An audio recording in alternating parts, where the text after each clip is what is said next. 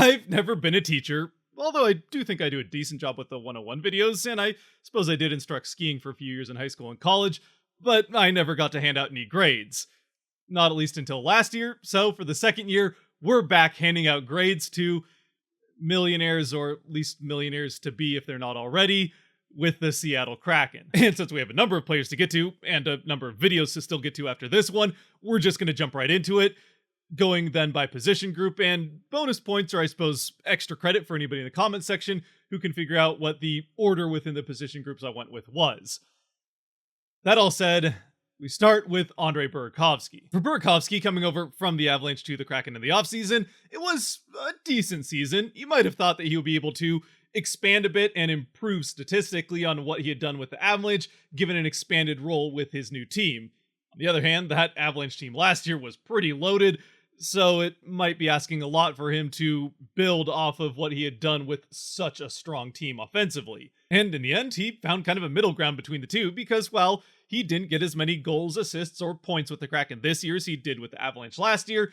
That was due mostly to the fact that he had that unfortunate groin injury right after the All-Star break that kept him out for the entire back half of the season and playoff run. Now, unfortunately, we'll never know for sure what he might have been able to do had he played the rest of the season for the Kraken, but I like to think optimistically that after getting used to a new team for the first couple of months and then really starting to come into his zone there before the All-Star break, that had he kept playing with the team, he would have been able to surpass those numbers and who knows, maybe even challenge McCann for that points lead, although that might have been a tall order given McCann's back half of the year.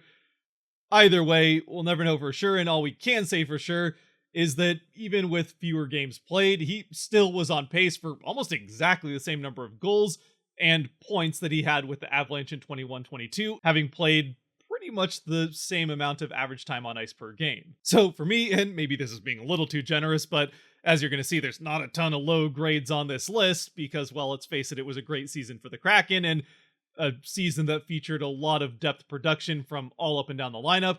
I'm giving Burakovsky an A-.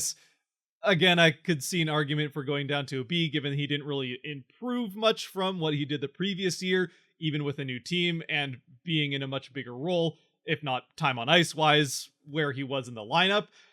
But it's hard to be too critical of a guy that missed, again, most of a year, and I think really did have a good chance to have that better season had he had that extra playing time. Up next is Jordan Eberle, who did have a pretty good year for the Kraken, and unlike Burakovsky, was able to play a full 82 games. And I'm also going to give him an A-, which, now that I think about it, giving Eberle and Burakovsky the same grade seems maybe a bit generous to Burakovsky, so maybe it's better to give him a B+. Either way, I think an A- is fair to Eberle because, well, he, again, did play pretty well, a full 82 games, and definitely was a help to Beniers, set on that line with Beniers for pretty much the entire year. He still had one fewer goals than he did last season for the Kraken, which, given the expanded scoring of this team, is maybe not exactly what you would want from somebody on your top line, though he did have 20 more assists for 19 more points, and those 63 assists he had this season are a new career high in a career that has already spanned a good number of years. So I could see an argument for going up to an A for Eberle, and for that matter, I suppose the fact that he was one of the better skaters for the Kraken in the playoffs also might bump that up to more of an A, especially considering he was on a line for most of that playoff run with the NHL Rookie of the Year and Beniers, who he did spend most of the season with, so that's nothing new, but also Ty Cartier, who was new to the NHL after having been the AHL Rookie of the Year. And being that steadying veteran presence on a line of younger players is not something that should go unnoticed. Speaking of guys that had a particularly good playoff run for the Kraken and might have gotten a bit of a grade boost because of it, up next is Jaden Schwartz, and again, if you like to be a little bit more critical or pessimistic, this might not be the video for you because there's a lot of high grades given the season the Kraken as a team had, and Schwartz is getting an A just like Eberle. Again, I might have gone A-, but the playoffs that he had definitely earns him the A. Still, the regular season was an improvement from last year. He outdoes what he did in all statistical categories last year, though a large part of that is being much healthier than he was the season previous, playing in 71 games this season to just the 37 that he had in year one. Even outside of that, he was always a steadying force, and honestly, I felt like throughout the season, he was one of the more under the radar great players for this team. Never really seemed like he got much of the attention and was pretty much just a steady force there on that second or first line, however you look at that Wennberg line.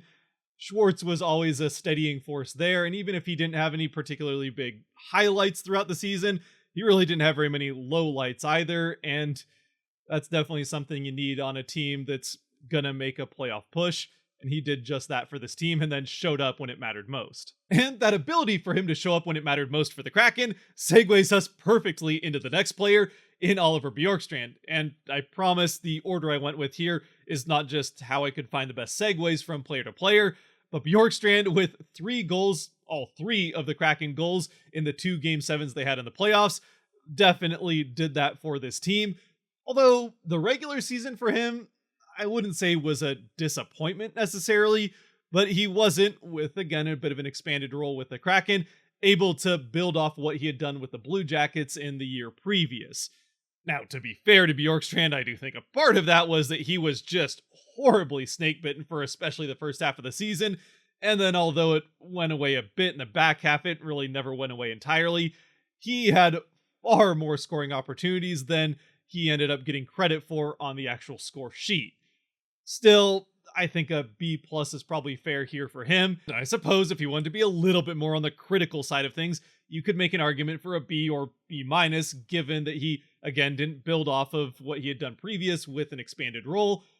But the role that he had with the Kraken, especially in the later part of the season and then in the playoffs, was a very important one and wasn't so much offensive focused as he was on that shutdown line with Gourde and Tolvanen, which got the tough matchup of not only playing most of the ice time, but against that big line against the Avalanche in that first series and did a good job of locking them down more often than not.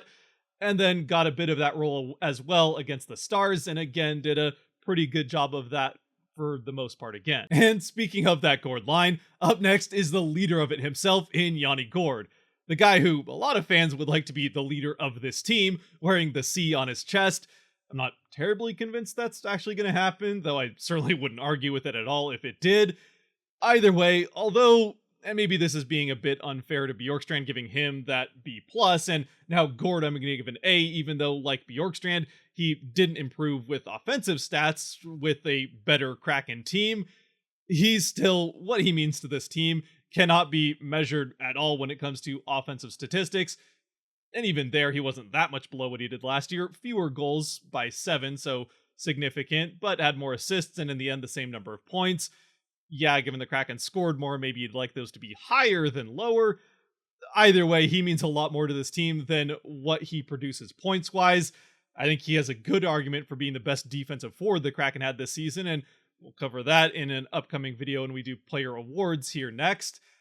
Still, for Gourde, even outside of the defensive part of his game, where again, I think he was one of the better Kraken players defensively, and obviously that showed when his line was given that responsibility against the best lines opponents had to offer in the later parts of the season and the playoffs.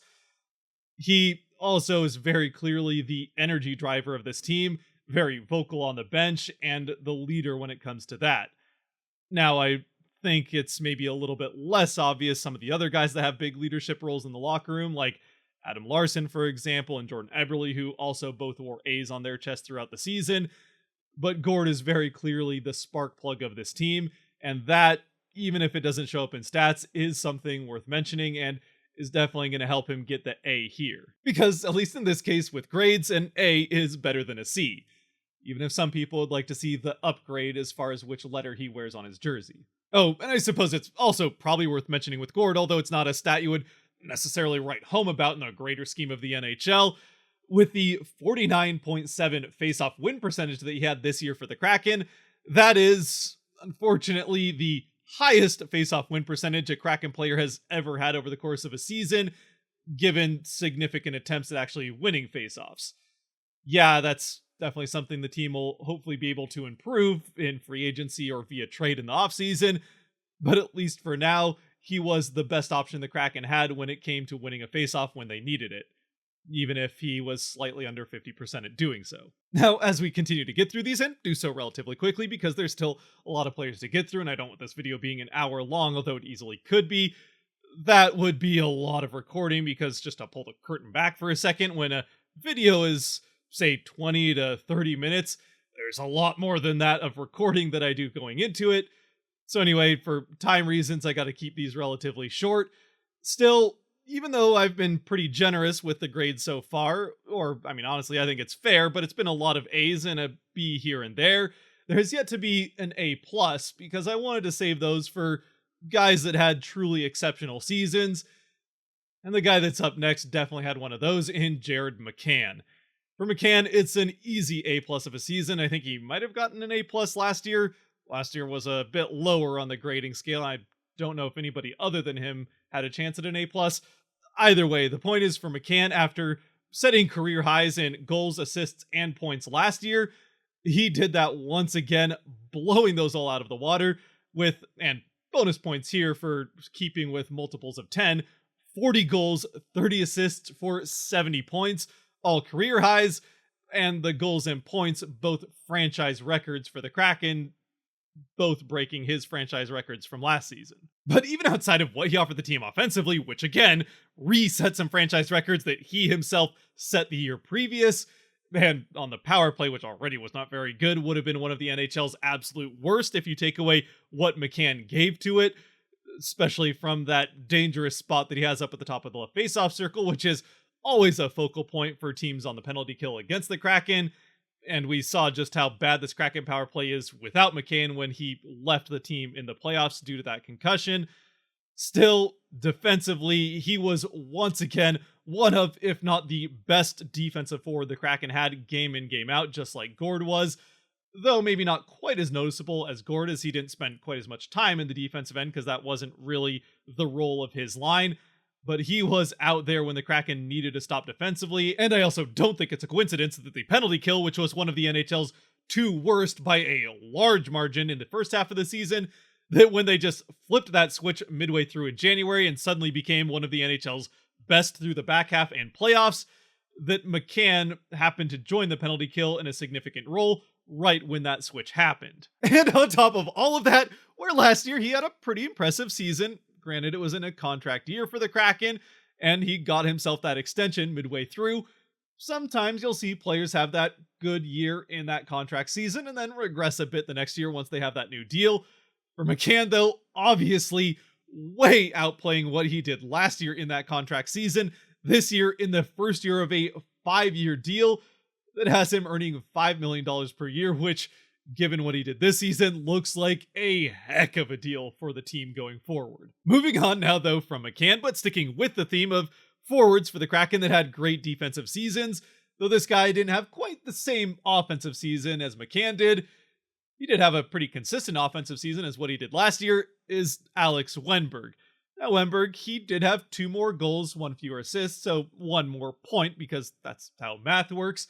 So again, offensive production is basically what we've come to expect from him from the first season, and again, that stays consistent when it comes to him passing the puck whenever he possibly has the opportunity to, and even looking to pass sometimes when he doesn't, rather than shooting the puck, a frustration on the offensive end. But defensively, I don't think there's any way around the fact that he was absolutely another one of the best defensive forwards the Kraken had out there. And I think it's easy to overlook that because of some of the frustrations we had with some of his decision-making in the offensive end. And on top of that for Wennberg, and I'm not saying this to say that the other guys I've already mentioned didn't do this as well, but I thought Wennberg especially had a fantastic season when it came to the neutral zone play, and especially getting the puck from the Kraken defensive end to the opposing offensive end. Again, the finish in the offensive end may have left something to be desired when it came to Wennberg, but he was one of the better Kraken players at getting it through the neutral zone and doing so cleanly, which last season was a bit of an issue for the team as a whole. So it was nice to see that he and some other guys, Beniers certainly in there as well, were able to really turn around that neutral zone play for the Kraken this year, which had a big impact in the large jump offensively that this team saw from first year to second year. So in the end with Wennberg, at least for me anyway, well, yes, it's still definitely true that he definitely over tries to pass the puck more often than not, and as a result probably should be able to produce more offensively with the talent that he has than he actually does. It's that holds him to a B plus rather than somewhere in the A category, because I think his defensive play was certainly deserving of an A, maybe even an A plus this season. Again, if he would just shoot the puck maybe half the time that he chooses to pass it, things could be different when it comes to that offensive part of his game. And then there's Brandon Tanev, who, I mean, kind of like Gourde, is another one of these players, though Gourde has a little bit bigger of a role on the team than Tanev does, but Tanev, maybe even a little bit more so than Gourde, and that's saying a lot, offers this team so much when it comes to the intangible parts of the game, the energy that he provides, the forechecking and backchecking, especially with this team creating a lot of their offense if they couldn't get it cleanly through the neutral zone, with incredible forechecking throughout the season. And Tanev, definitely a driving force when it comes to that, just constantly giving 110%. I mean, if you want to look at a guy that is an example of giving more than 100%, Tanev would certainly be one of the two on this team, with Gourde probably being the other. Yeah, he plays a less of a role being on the fourth line for a good chunk of the season. And even when he was on the third line, they were doing a lot of mixing and matching there to try and figure things out, eventually finding that home on the fourth line, where he saw a little bit less playing time than maybe he ideally would on a team that wasn't as deep as the Kraken are. Still, it was great to see a full season of Tanev, and especially we talked about this last season with him. It was pretty noticeable that the energy level of the team dropped when he went down with that injury. And even if he wasn't always noticeable being in that lesser role on the fourth line, I think the energy that he continued to provide for this team, regardless of whether he was on the ice or in the bench or whether it was in the locker room, was certainly a big part of how this team continued to have that energy throughout this season and didn't fade towards the back half like they did, at least up until the trade deadline last year. Not that they got off to a fantastic start last year, but I think the start of last season, there were other issues that led to that. So in the end for Tanev, well, the depth of this team scoring-wise does push what he did down the list of points and goals for the Kraken this season, and that might make you think maybe a B category for him. Again, the intangibles, as well as the fact that even with him playing that lesser role, he still managed to set career highs in goals with 16, assists with 19, and points with 35. He was obviously able to produce fine in a lesser role than some of those other guys that had up to 20 goals for the Kraken. So I think giving him an A- is more than fair, and I could certainly see an argument for an A, given that he, again, set all those career highs and managed to play the full season for the Kraken. And once again, that segues us perfectly into our next player, who, like Tanev, did get pushed down the depth chart a bit on the offensive end because of the depth of this team, and as a result didn't score as much as some of the other guys on it, but even with that lower role, still managed to carve out career highs in goals, assists, and points. Sure, it was really only his second full season in the NHL, with last year being the first one, and even if his offensive production wasn't much higher than it was last year, he still had those 3 career highs, and honestly, I felt like was a much more noticeable, in a positive way, player for the Kraken in all aspects of the game, that being Morgan Geekie. Where last year with Geekie, especially given the exceptional preseason that he had, there were some pretty high expectations, I think, for him going into that season. And unfortunately, he kind of just disappeared, it felt like, a lot of times as the season went along, just not really able to find consistent production, even consistent play in the offense or defensive end. And yeah, just didn't really have a season to remember, even though going in, we kind of were thinking that this could be a young player that could really carve out a role on this team going forward into the future.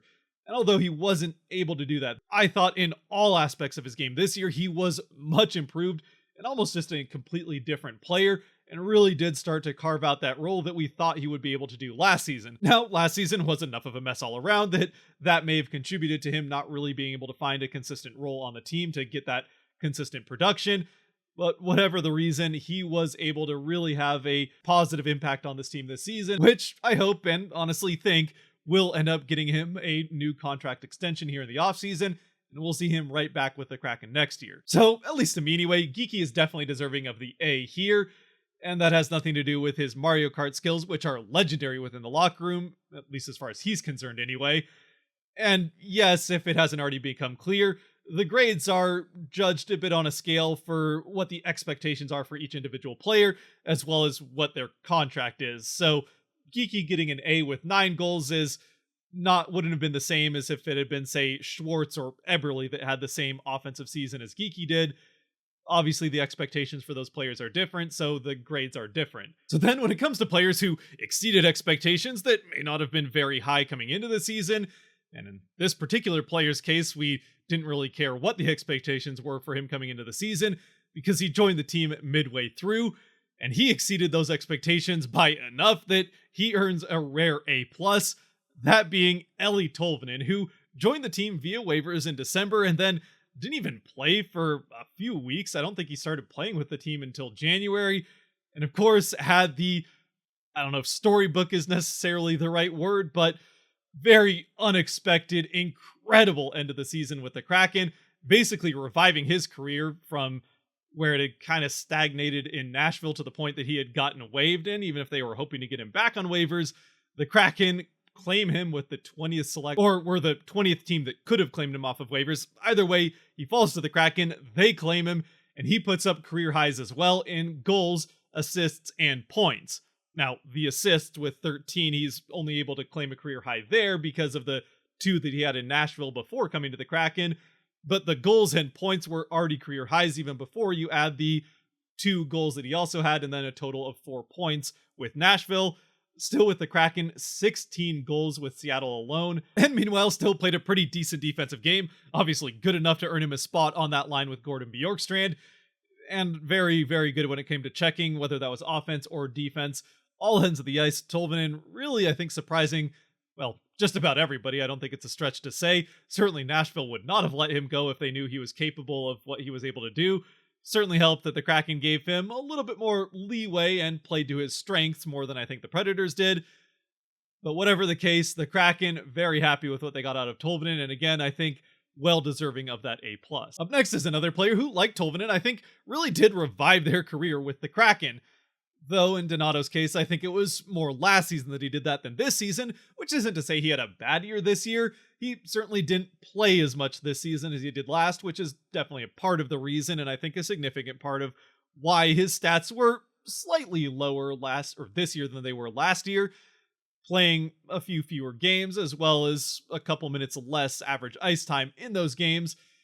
For Donato, it certainly wasn't a season that stood out anyway, not negatively, but also not positively. I suppose on the positive end, he did really add in a positive way to the depth of this team and was a player that was called upon to step into higher roles when they had some injuries to McCann stepping into that role with Beniers and Eberle, or even the second line when Burakovsky went down. Donato was one of the guys that got that chance on that second line before they eventually stuck with Geekie. And personally, I really like Ryan Donato, and I wish that there was a way for him to stay with this team next year, and who knows, maybe there will be. We'll get into more what I expect to happen in this offseason going into next year in a couple of weeks, or who knows, maybe next week. We'll see how things go. I just don't know if it's going to happen with him, but either way, it was 2 great years with the Kraken, especially considering where his career was coming into his time with Seattle, and very much earned this second season with the team, even if it wasn't quite as big of a role that he got as he had last season. And then there's the one that I think a lot of people have been waiting for, Matty Beniers in his full rookie season. And what a rookie season it was for Beniers. Obviously should win the Calder. Whether or not he does, we still don't know and won't know for almost a month. But this is a rookie season for Beniers that, although I think teams really did start to focus on him in the back half of the season and the playoffs, which did slow down his scoring and is the only reason there's even a conversation for anybody else winning the Calder, this is still a rookie season for Beniers that was very impressive in all aspects of the game. Sure, the offensive part of it definitely was impressive from a guy his age, but I think even more impressive was the decision making that he was able to make. I don't know. Anyway, the point is that the mental part of his game was among the best on the team when it came to seeing how things were playing out and what is generally called hockey IQ.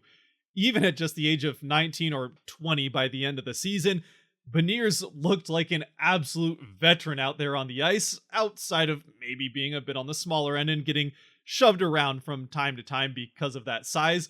Something that, again, being 20 years, he'll have some time to grow into his body a little bit more, and that'll improve with time and age. I don't think there's too much worry there, but when it comes to the important parts that are harder to teach, like what to do with the puck and when to do it, getting the puck through the neutral zone, winning the battles along the boards, which he very well may have been the best Kraken player at winning board battles, even with his smaller size. Again, I don't think there's enough good things we can say about the season that Beniers had. I almost gave him an A just because of that back half of the season where he did kind of fall off a little bit, but ultimately I don't think he can really go anywhere but an A plus for Beniers. And I don't think there's anywhere for Beniers to go but up from here, and that's saying something given that he, again, should win the Calder. I mean, really, other than the size, which we already mentioned, and that'll come with time, the only part of his game that I would say was a true weakness this season was when it came to winning faceoffs, and I think that's something that he can get coached up on. Of course, the Kraken would probably do well to get a guy onto the team that could coach him to winning more than 50% of faceoffs, which they currently don't have and didn't even have last year, so it's not like that was there. We'll just have to wait and see if they do find someone in the offseason that can, for one, win them some faceoffs, but also teach the younger guys like Beniers, or heck, even Shane Wright, when he eventually starts playing more games with the team, how to win more consistent faceoffs. Till that happens, though, the rest of his game, again, great offensively, one of the best players through transition, and certainly one of the best defensive players for the Kraken as well, at least on the forward end anyway. Very well deserving. I think he'll probably end up winning a Selke at some point in his career, the way he at least played this rookie season. Obviously, 1 year is a lot to be reading into for an entire career, but based off of 1 year, I think that's the ceiling for him. And I suppose there's also the fact that he only took the 2 penalty minutes in the entire regular season and then managed to beat that in the playoffs with 4 penalty minutes. Still a remarkable season when it comes to staying out of the box, and also drew a number of calls. So yeah, there's another aspect of his game where he was actually one of the best in the entire NHL when it came to the differential of drawing penalties versus taking them. Now, one player where it might not be quite as clear cut as far as what to do with them when it comes to handing out a grade is concerned would be Daniel Sprong.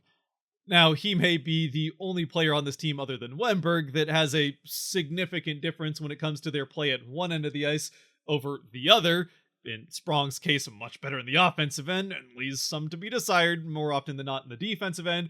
Wennberg kind of the opposite there, at least this season anyway. For Sprong, part of why I'm going to end up giving him A- here is because he was playing on a minimum contract, rejoining the team in the offseason on a professional tryout, which he had a great preseason, looked like he had really improved defensively, which is why they didn't immediately sign him, being an RFA in the offseason, to rejoin the team after trading for him at the deadline last year, or I guess more having him included in a trade at the deadline, but either way, joining the team last season and then rejoin them on that tryout. So then go from tryout to 20 goal scorer for the team on a minimum deal, that is well worth the A+.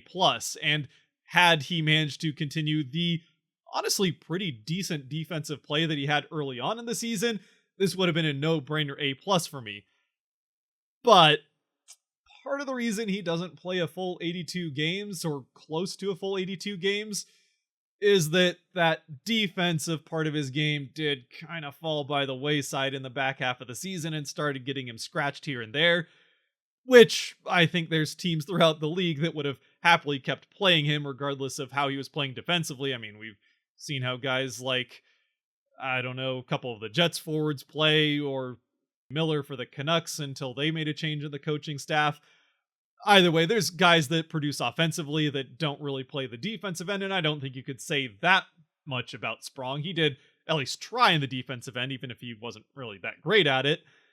Either way, Sprong still had a good enough season, and again, 21 goals out of a guy who's making less than $1 million is not something you're going to find very many seasons. But the defensive part of his game, I think, is what bumps this down to an A- rather than what would have been a clear A+. Finally, moving to the defensive end, we start with Jamie Oleksiak, who also had a bit of an up and down season, kind of like Sprong, and actually kind of like Oleksiak last year, although this time in the flip of what happened last year. Last season, Oleksiak had a pretty good start to the year, and honestly, I thought he was maybe their best defenseman halfway through the season. Adam Larsson probably still was, but Oleksiak was certainly up there, and Soucy as well, which we'll get to in a second, how his season went. But then his back half of the season kind of fell apart a bit, and that seemed to carry over into this year, where he was honestly didn't even seem like he was worth his contract through the first half of the season. But then the back half of the season, out of nowhere, Oleksiak was very good defensively for this team for the most part. Obviously, there's going to be some mistakes here and there. As is part of being a defenseman, you tend to be put on the highlight reel when a player on the opposing team makes a nice play in the offensive zone, and you're certainly the ones that are more susceptible to making very bad turnovers in your end of the ice that have no one to back you up. But anyway, again, I do think Oleksiak's back half of the season was much better than his first half, and I think even made up for some of the struggles he had in the first half of the season, and made this season as a whole worth what the Kraken are paying him. And that's just defensively, where offensively, even if this isn't necessarily what you're looking for from Oleksiak and what the Kraken are paying him for, he, like a number of the forwards, also set career highs with those 9 goals, 16 assists for 25 points total. Yeah, almost a 10-goal season from Oleksiak, which I don't think anybody was expecting or should have had any reason to expect coming in. And then there's the best defenseman the Kraken had here in year 2, and it's not even particularly close, at least in the regular season anyway, that being Vince Dunn, who had himself one heck of a season in a contract year, so we'll see what happens next year. But at least as far as this year's concerned for Vince Dunn, absolutely blowing out of the water what anybody expected from him. And really, I think, proving league-wide that the Kraken, and Ron Francis in particular, were probably in the right when it came to picking Dunn from the Blues in the expansion draft over Tarasenko. Now, after year 1, that might have been a conversation that was a little bit harder to defend, with Dunn not having a particularly great first season for the Kraken, and even with him being younger and being paid less money, Tarasenko did have a pretty good year. But Dunn this year was, he's not going to win the Norris, but he probably will get some Norris votes with all the voters voting for 5 guys. I think Dunn will get an odd vote here and there for one of those 5 spots. But yeah, again, an absolutely incredible season from him. And the only reason that I am going to end up bumping him down to an A, and maybe this is unfair because, again, it's such an unexpectedly great season for him that an A+ is probably still what he should get, is that he did not have a particularly great playoffs for the Kraken. Struggled a bit defensively and really wasn't producing a ton offensively. Though, with that having been said about his postseason performance, I think there's a pretty good argument to make, and honestly, I would agree with you, that the Kraken never make the playoffs in the first place if he doesn't have the regular season that he did. So then at that point, from even just a Dunn perspective, regardless how you feel about the rest of the team, he's pretty much playing with house money in the playoffs, and even if he didn't do much to help the Kraken along the way, he really didn't do much to hurt them either. And still, that regular season was absolutely ridiculous. He himself beating last year's record in points. Actually, he did that just with his assists, having 50 assists on the season, on top of the 14 goals that he had, doubling what he had last year, for that total of 64, which again was 14 more than McCann's total of 50 points last season, and easily the most points by a Kraken defenseman. Which, yeah, it's only 2 seasons, but 64 points is a good amount from a defenseman. Meanwhile, for Dunn defensively, well, it's true. He was definitely helped out significantly by his defensive partner throughout the entire year in Adam Larsson. He himself was much better in the defensive end than he was last year, or just on the back check for that matter, where last year he was at points a liability for the team defensively, often just trying to force way too much offensively. Part of that being that the Kraken couldn't create much offense happen as a team last year, so he felt like he needed to be that guy forcing it. And there were a number of times where that turned into the puck getting behind him and leading to those odd man rushes that were such a problem last year and really weren't as much this season. Dunn really doing a much better job at not letting the puck get past him this year than last, and that was very noticeable throughout the entire season. Now, I suppose since I did just bring him up, we might as well go to Dunn's partner in Adam Larsson, who, and yeah, I suppose I probably should give Dunn an A+. Like Dunn, I am also going to give an A+, because of especially his defensive play this season. Now, yes, he was in large part with Dunn, so he could be that backstop to anything that might get past Dunn, and even with that, play the more defensive role so Dunn can make some of that offensive production happen that he was able to do. But even in that, Larsson himself still managed to have, or at least meet, career highs in all 3 of those major categories: goals, assists, and points, where he tied his career high from last year with 8 goals, and then had a career high 25 assists for the career high in 33 points. So he himself still managing to produce offensively for the Kraken while being that backstop for Dunn and allowing Dunn to do his thing offensively. With the two of them then earning, at least in my totally unbiased opinion, their spot as one of the NHL's best top pairing defense pairs. Up next then is Justin Schultz, who came over to the Kraken in the offseason, as we all know, from the Washington Capitals, and I think in large part came to the Kraken to try to drive more offense, and especially on the power play as the quarterback of a top unit. And I suppose the power play did get better. We mentioned in the season review video that it was 5 or actually over 5% better at scoring than it was last season. But last season it was truly awful, and this season was still below average, so a lot still needs to be done there. And I thought Schultz had an alright season. I'm going to end up giving him a B. He did play better for the Kraken than he did the Capitals last year, but I think that was partially an expanded role. And yeah, he played 73 games, so most of the season. Again, I think it's a solid performance for him, but nothing necessarily exceptional. So yeah, we'll go with a B for Schultz, which coming off of the Larsson and Dunn pair might seem a bit harsh for a guy that honestly I think played better defensively than the Kraken necessarily expected, just not as well offensively. Still, it was a better season from Schultz than it was for Carson Soucy, who was, well, kind of the guy that swapped roles with Dunn last year, where last year I thought Dunn had kind of the disappointing season and Soucy was surprisingly great for the Kraken, especially offensively, but this year definitely took a step back in just about every way. He was, I wouldn't necessarily call him a liability overall, but he had a tough season. Did take a lot of pretty bad penalties over the course of the year. I think he led the team in penalty minutes. And even outside of that, had some turnovers here and there. Wasn't terrible in the defensive end, but also wasn't fantastic. And certainly didn't offer the offense that he did the year previous. I'm going to end up giving him a C. And unfortunately for Soucy, I do think this was probably his last year with the Kraken. If he had followed up what he did last year with another good one this year, they probably do make every effort to re-sign him. And who knows, maybe they'll do it anyway. Maybe they see something different in him than we did. But if there's one player that had the toughest season as far as expectations and contract and all that for the Kraken from what we maybe could have and should have expected, it probably would be Soucy with the C here. Now, I'm not going to give him a D or an F because honestly, I don't think he deserves it, or for that matter, anybody on this Kraken team. Again, this team really played up and down the lineup fantastic throughout the entire year. There wasn't really one big weak spot that was consistent throughout the season. Last year, where there were some guys that had tough years, Wennberg, even though he had a better back half, didn't have a great year. And we all know how popular Jeremy Lauzon was before the trade deadline. This year was a massively improved season throughout. So the higher grades on average, I think, do fully reflect that, with most of these guys getting some kind of A, a few Bs here and there, and Soucy will have the lowest grade with a C. But yeah, again, even if Soucy having a tough season might stand out a little bit more because of how good of a season pretty much everyone else had, I still don't think it was a bad enough season to say that it was a failure from him and give him one of those Ds or Fs. Either way, I think we can move on to a guy that I probably will, at least to me, and that's not a sure thing, get re-signed, and that being Will Borgen. For Borgen, I'm going to give him an A-.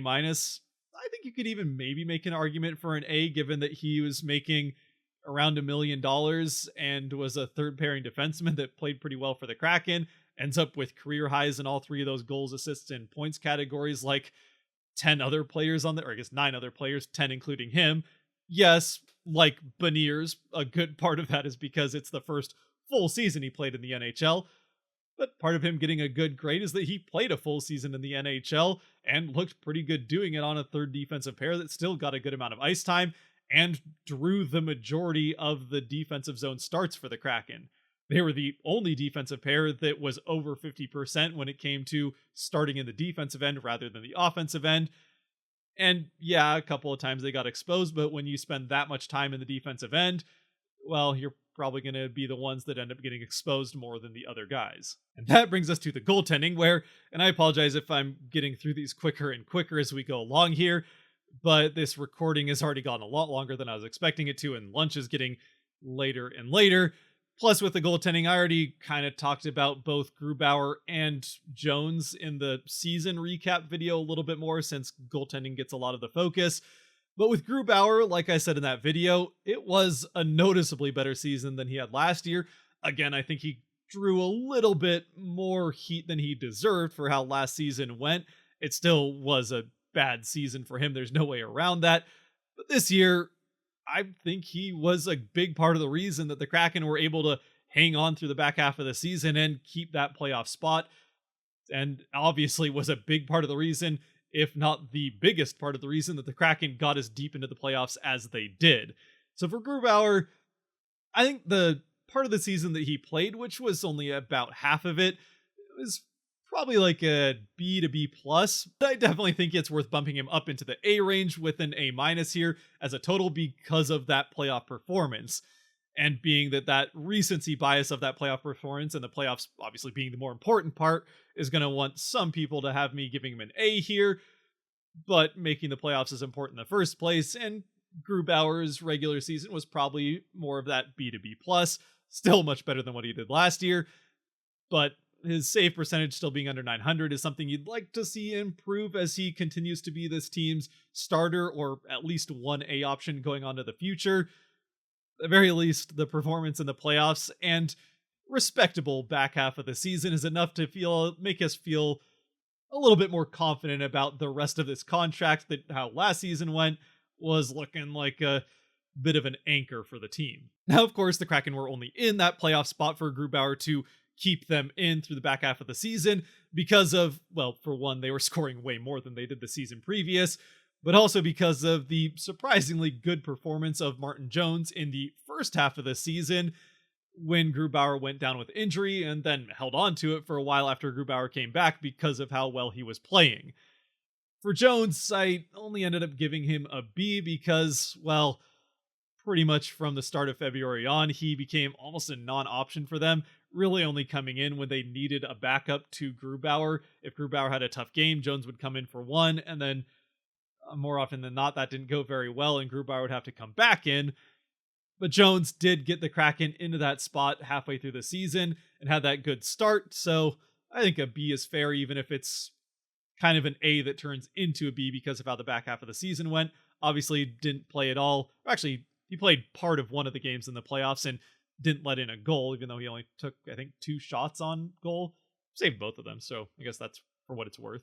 And again, with Jones, and I know I keep referencing the video about the future I'm going to do, but Jones is another guy that is going to be a free agent here in the offseason.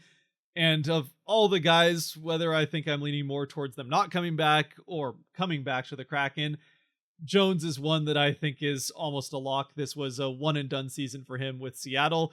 And regardless of how the back half of the season went, I think we're all very grateful and very much enjoyed that start of the season that Jones offered, especially after the issues, even if a lot of them were defensively generated with the goaltending last season. So now that we've finally gotten through all of those main contributors for the Kraken over the course of the season, obviously there's some guys I didn't talk about. Like, I know some people be wishing that I had mentioned Ty Cartier, even though he didn't play any of the regular season.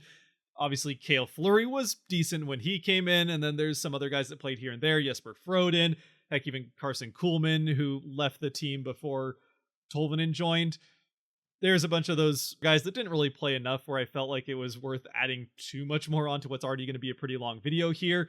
And with that being the case, if there's anybody I didn't talk about that you'd like to give grades to, let me know down in the comment section below. If there's any of the grades that I gave out that you want to disagree with, feel free to do that down there as well. I'd love to hear what you guys thought about each of these individual performances. And until next time, where we will be talking about, actually no, next time we're going to be doing Kraken season awards for the channel, and then we'll be talking about next season. But anyway, until next time, whatever that ends up being, if you did make it to this point, thank you very much for watching. If you did, like or enjoy this video, buttons for that kind of stuff down below to help support the channel, so I'd appreciate you using them. And as always, stay fit, stay safe out there, be good to each other, God bless, and go Kraken!